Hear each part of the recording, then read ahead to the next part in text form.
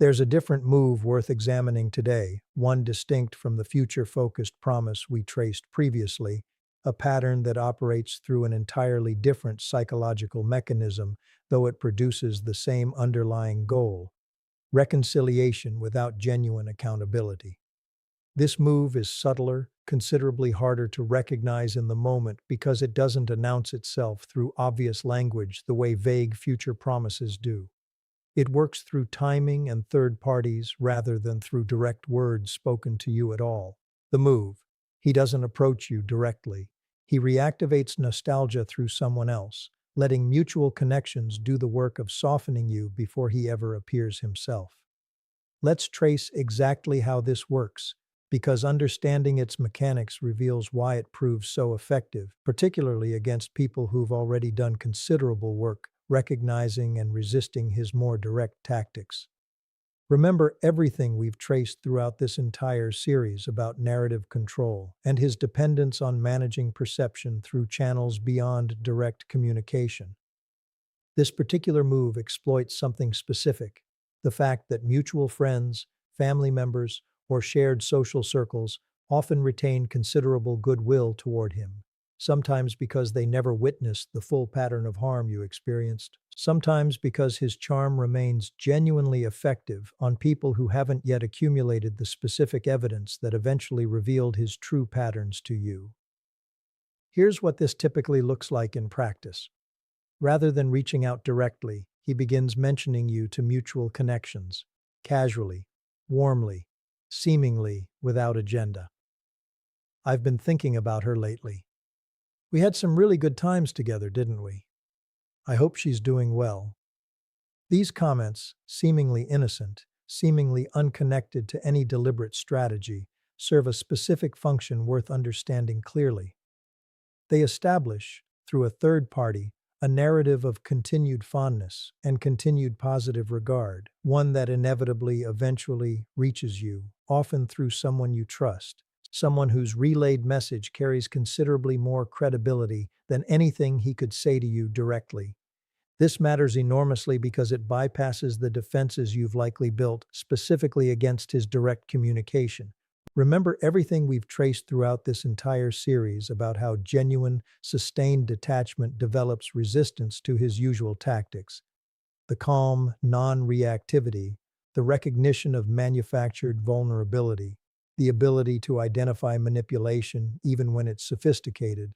All of this defensive architecture was built specifically around resisting him directly, hearing his words, evaluating his tone, recognizing his patterns.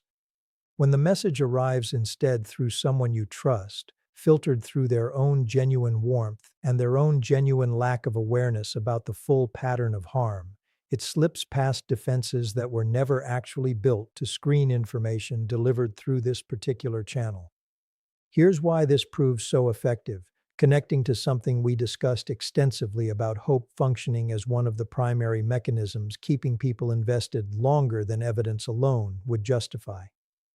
When a trusted mutual friend relays that he's been speaking fondly of you, expressing what sounds like genuine regret or genuine continued affection, this information arrives with a specific kind of credibility your own direct interactions with him no longer carry. You've learned through painful experience to doubt his direct words. You haven't necessarily learned to doubt your friend's accurate relay of what he actually said, which means this indirect message can slip past your hard-won skepticism precisely because your skepticism was calibrated toward him specifically, not toward the people relaying information about him. This is worth understanding as genuinely sophisticated, whether or not it's consciously, deliberately calculated as strategy. Remember what we discussed about how much of narcissistic behavior operates through trained instinct rather than conscious plotting. He may not be explicitly thinking, "I will use mutual friends to bypass her defenses." He may simply be following the instinctive pattern that's worked before, mentioning you warmly to people who'll likely relay the message, because some part of his psychology has learned, through previous experience, that this indirect approach succeeds, where direct approach has already repeatedly failed. Here's what makes this move particularly effective against exactly the kind of person we've spent this entire series helping develop: genuine resistance to direct manipulation.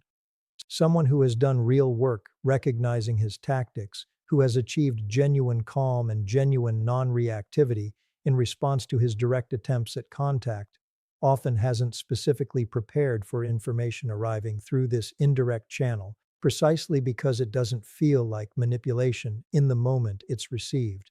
It feels like simply hearing news, like a mutual friend sharing something that happened to come up in conversation, without any of the obvious manipulative framing that would typically trigger your developed defenses. This is precisely why understanding this specific move matters so much. Separate from everything we traced previously about direct future-focused promises. It's not enough to have built resistance to his direct communication. Genuine comprehensive protection requires recognizing that reconciliation attempts don't always arrive through him speaking to you directly at all. Sometimes the entire strategy depends specifically on avoiding direct contact until sufficient softening has occurred through exactly this kind of indirect third-party nostalgia campaign, one that can continue for weeks or months before he ever actually reaches out himself, confident that the groundwork has been sufficiently prepared through other people's unwitting participation in his reconciliation strategy. Here's something crucial worth understanding about why this specific move often precedes, rather than replaces, more direct contact attempts. Remember everything we've traced throughout this entire series about his need for narrative control and his careful calibration of risk. Direct contact after genuine, sustained silence carries real risk of rejection, a risk his psychology has learned to fear based on previous failed attempts. This indirect approach through mutual connections allows him to test the waters, to gauge, through whatever feedback eventually filters back to him, whether sufficient softening has occurred to make direct contact worth the risk of another rejection. If the mutual friend reports that you seemed genuinely moved by the relayed message, this often functions as his signal that direct contact might finally succeed. If the reception seems cool or unmoved, he may continue this indirect campaign longer or shift toward different tactics entirely, all without ever having directly exposed himself to the risk of your immediate, unmediated rejection. Let's examine what actually happens once this indirect campaign has run its course, because understanding the transition point, when he finally moves from third-party nostalgia toward direct contact, reveals something important about how to recognize and interrupt this specific pattern before it succeeds in producing exactly the softening it's designed to achieve. Here's what typically happens during the transition, connecting to something we discussed extensively throughout our conversation about proximity testing. Once sufficient time has passed, once enough indirect warmth has been relayed through mutual connections, he often makes what feels, on the surface, like a low-stakes, casual first direct contact. Not a dramatic reconciliation attempt, but something considerably more subtle, designed specifically to test whether the groundwork laid through third parties has actually softened your defenses enough to produce a warmer response than his previous, more obviously desperate attempts received. This might look like a simple, seemingly casual message referencing something the mutual friend mentioned, creating a sense of natural continuity rather than obvious, calculated reconnection. "I heard you're doing well, that's really great to hear." This phrasing does something worth understanding clearly. It references the indirect campaign we've traced throughout this entire conversation without explicitly acknowledging it as strategy, creating a sense that this direct contact simply naturally follows from information that happened to reach him, rather than revealing the deliberate groundwork that actually preceded and enabled this specific approach. Here's why recognizing this specific transition matters enormously for protecting yourself against exactly the softening this entire strategy is designed to produce.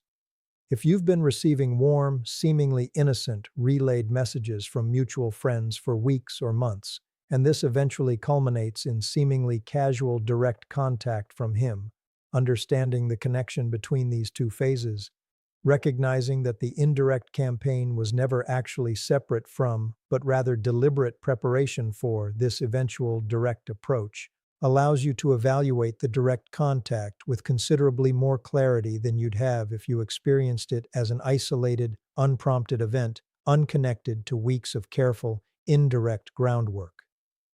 Here's something crucial worth understanding about how to actually protect yourself against this specific pattern, connecting to everything we've traced throughout this entire series about boundaries and communication. If you notice mutual friends relaying warm messages from him with increasing frequency, this pattern itself represents useful information worth taking seriously, even before any direct contact from him has occurred at all. Remember what we discussed extensively about pattern recognition as one of the most valuable skills developed through genuine healing. A single mutual friend mentioning that he seems to be doing well, or that he mentioned you fondly once, likely doesn't indicate deliberate strategy. A consistent, repeated pattern of this kind of relayed warmth, arriving from multiple sources or from the same source repeatedly over an extended period, deserves the same careful, skeptical evaluation you've likely already learned to apply to his direct communication.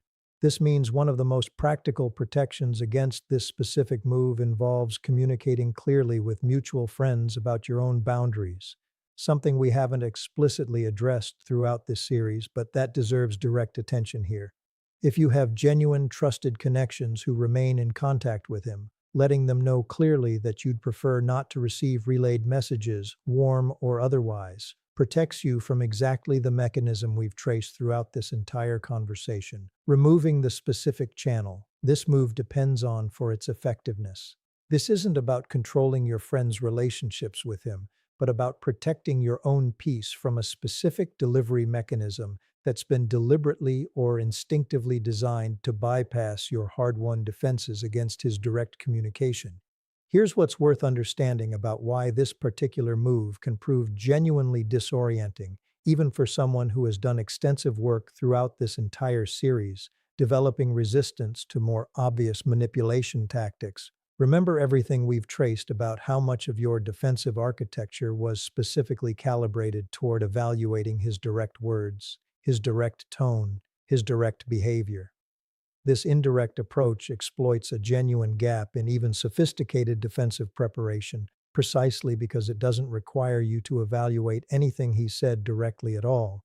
It simply requires you to receive information from someone you trust, someone whose relay of the message likely carries none of the manipulative framing your defenses have learned to detect. This is precisely why recognizing this specific pattern matters so significantly, separate from everything else we've traced throughout this entire series. It's not enough to become skilled at recognizing manipulation when it arrives directly from him. Genuine, comprehensive protection requires understanding that reconciliation strategies sometimes operate through channels specifically designed to avoid the defenses you've built against direct contact, which means your protection needs to extend beyond simply evaluating his words, to also include awareness of how information about him reaches you through other people, and what that information might actually represent when examined as part of a broader, deliberate pattern, rather than as isolated innocent relay of casual conversation. Because here's what all of this ultimately needs to lead toward, and it's worth being direct about it rather than leaving this conversation as simply a more sophisticated catalog of tactics without addressing what genuinely matters most.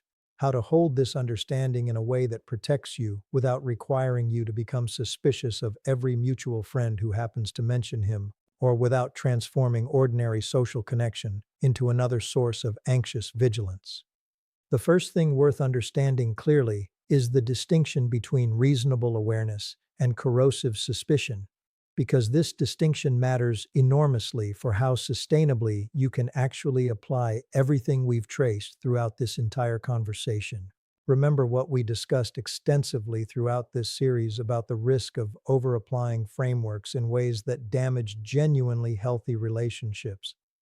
Not every mutual friend who mentions him is participating in a deliberate reconciliation strategy. Most casual mentions genuinely are just that, casual, unconnected to any orchestrated campaign, simply the ordinary texture of maintaining relationships with people who happen to know both of you.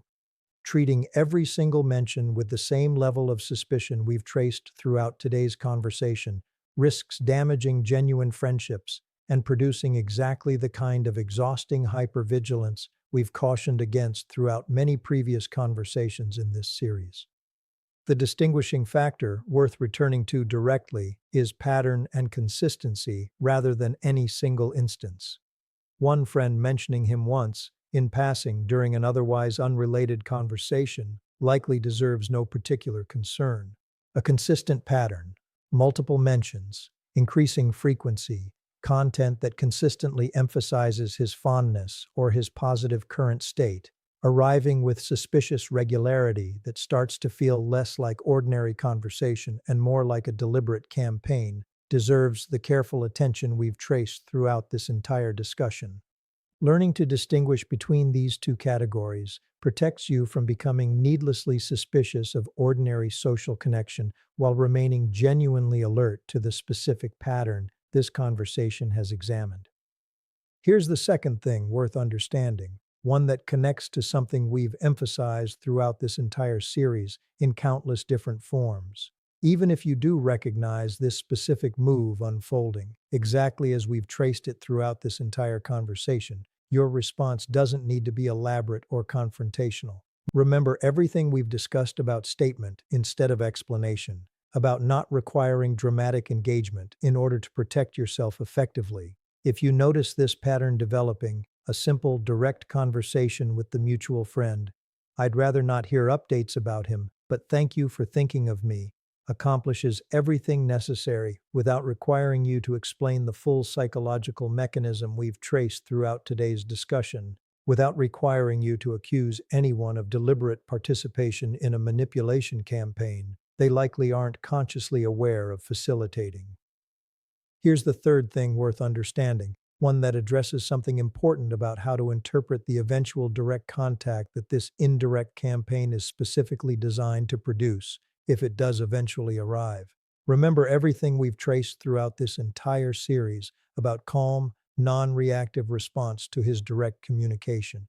If direct contact eventually arrives, having been preceded by exactly the indirect groundwork we've examined throughout this conversation, your response doesn't need to change based on understanding this specific mechanism. The same calm, boundaried, non-reactive approach that protects you against any of his direct communication remains exactly as effective here, regardless of how much careful, indirect preparation preceded this particular attempt at reconnection.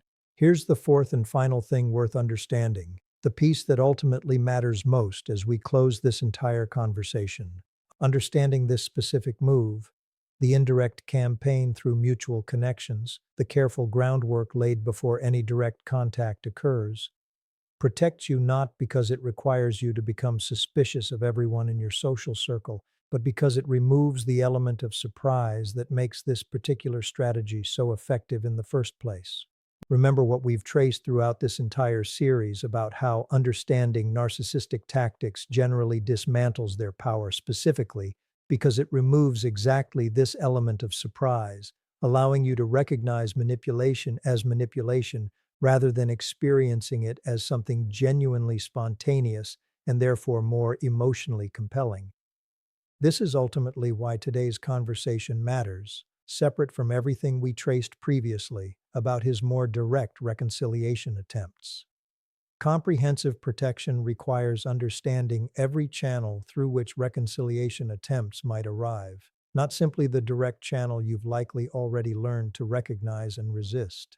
Mutual friends, however genuinely well-intentioned, can become unwitting participants in exactly the kind of indirect campaign we've traced throughout this entire conversation, which means your own awareness, applied thoughtfully and proportionately rather than through corrosive, indiscriminate suspicion, remains one of your most valuable ongoing protections. He may make this move, exactly as we've traced it throughout today's discussion, patiently building indirect warmth through people you trust before ever risking direct contact himself. Understanding this pattern doesn't require you to abandon genuine relationships with mutual connections. doesn't require constant vigilance that exhausts you more than it protects you. It simply requires the same clear-eyed recognition we've traced throughout this entire series. Understanding what you're actually looking at, so that whatever eventually arrives, through whatever channel it eventually takes, meets exactly the same calm, complete, unmoved response that protects your genuinely, permanently reclaimed peace. That protects your genuinely, permanently reclaimed peace. There's one more consideration worth adding here, because it addresses something practical many people wonder about once they've genuinely absorbed everything we've traced throughout this entire conversation. What do you actually say if a mutual friend, having relayed one of these warm messages, then asks directly whether you'd consider reconnecting, whether you're open to hearing from him, whether enough time has passed that reconciliation might genuinely be worth exploring? This question deserves a clear, practical answer because navigating it poorly can either damage a genuine friendship unnecessarily or leave the door open to exactly the pattern we've spent this entire conversation examining. The most effective response tends to be simple, warm toward the friend while remaining completely firm about the substance. Something like, I appreciate you caring about both of us, but this isn't something I need updates on or want to reconsider. If you could let him know that directly, that would actually help more than continuing to relay messages back and forth. This accomplishes several things simultaneously. It preserves the genuine friendship by acknowledging the friend's good intentions rather than treating them as a suspect participant in manipulation. It closes the specific channel this entire conversation has examined, removing your friend from an intermediary role they likely never consciously chose to occupy. And it places the responsibility for any further communication squarely where it belongs, on him, directly, rather than distributed across a network of well-meaning intermediaries who never should have been carrying this weight in the first place. Here's something worth understanding about why this specific approach matters more than it might initially seem. Remember everything we've traced throughout this entire series about narrative control and how narcissistic strategy depends on managing perception through whatever channels remain available. By explicitly redirecting any future communication back to direct contact only, you remove his ability to continue operating through the indirect, lower-risk channel this entire conversation has examined, forcing any genuine attempt at reconnection to occur through exactly the direct contact your defenses are already effectively calibrated to evaluate and resist. Here's a final thought worth carrying forward from everything we've traced across this entire conversation. The specific move we've examined today, nostalgia relayed through mutual connections, careful groundwork laid before direct risk is taken, reveals something worth understanding about narcissistic psychology more broadly, something that extends beyond simply this one tactic.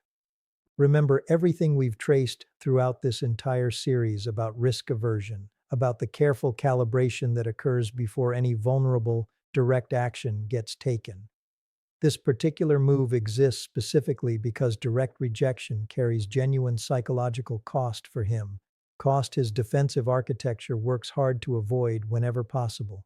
The indirect campaign represents risk management, an attempt to gather information and build favorable conditions before exposing himself to the vulnerability of direct, unmediated contact. Understanding this reveals something quietly worth holding on to. Even his reconciliation attempts, however patient or however carefully constructed, emerge from underlying fragility rather than genuine confidence or genuine security in the relationship's potential future. He needs the groundwork specifically because direct, unprepared vulnerability feels too risky to attempt without it, which means recognizing this entire pattern doesn't just protect you practically. It offers a small, quiet piece of accurate insight into exactly how much careful management his psychology requires simply to attempt reconnection at all, further confirming everything this entire series has traced about the structural limitations underlying his behavior throughout every stage of every relationship he's ever built. You don't need him to know that you've recognized this pattern. You don't need to confront the mutual friends who unknowingly participated in it. Beyond the simple, clear boundary setting we've discussed today, you simply need to carry this understanding forward as one more piece of accurate, protective knowledge available whenever this particular pattern happens to resurface, allowing whatever careful, patient campaign he constructs to meet exactly the same calm, complete indifference that protects everything you've already genuinely built since walking away from needing anything further from him at all.